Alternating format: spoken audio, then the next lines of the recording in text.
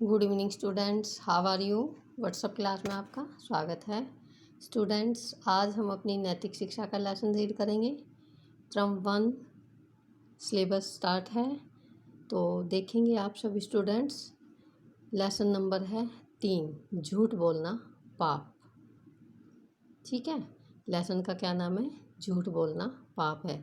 तो सभी स्टूडेंट्स ध्यान से देखें और इसे समझें। मैं लेसन रीड कर रही हूँ, आप इसे समझेंगे।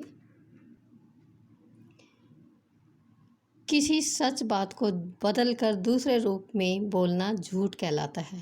कहते हैं झूठ के पैर नहीं होते, वह अधिक दिन तक नहीं छिपता, किसी न किसी दिन वह खुलकर आ जाता है, यानी खुल जाता है। उस समय झूठ बोलने वाले को लज्जा सहन करनी पड़ती है जब लोग उसे बुरी नज़र से देखते हैं और देखने लगते हैं। इसीलिए कहा गया है कि झूठ बोलना पाप है, बुरा है। सच निडर होता है लेकिन झूठ कायर। सच सबके सामने खुल कर आता है लेकिन झूठ छिपता रहता है, और एक दिन झूठ बोलने वाले के बाद झूठ बोलने वाले को आदत पड़ जाती है। यानी झूठ अगर एक बार बोल लिया जाए तो उसको बार बार आदत पड़ जाती है और वो बार बार झूठ बोलने की कोशिश करता रहता है, जो कि गलत है। अंत में उसकी आत्मा पापी हो जाती है, यानी झूठ बोल बोल के उसकी आत्मा क्या हो जाती है? पापी हो जाती है।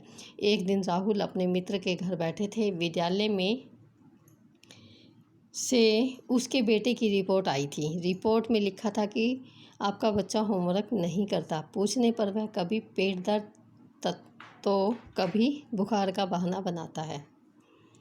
बच्चे की रिपोर्ट राहुल ने पढ़ी। पढ़कर उन्होंने अपने मित्र से कहा, आप अपने बच्चे का इलाज क्यों नहीं करवाते? उसका स्वास्थ्य खराब है, इसलिए शायद उसका मन पढ़ाई में नहीं लगता। मित्र ने कहा, ऐसी बात बिल्कुल नहीं है, बच्चे का स्वास्थ्य बिल्कुल ठीक है, वह झूठ बोलता है।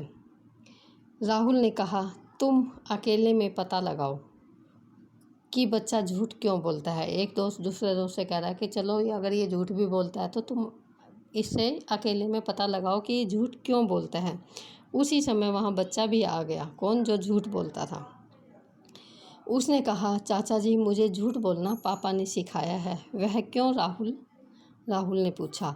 तो आज हम इस लेसन को इतना ही पढ़ेंगे। आपको पता चला ना झूठ बोलने के कितनी गलत बात है, और झूठ बोलने से अपने माँ बाप को और ख़ुद को कितनी लज्जा महसूस करनी होती है। इसलिए हमें कभी झूठ नहीं बोलना चाहिए। बाकी का लेसन हम अपनी नेक्स्ट क्लास में पढ़ेंगे।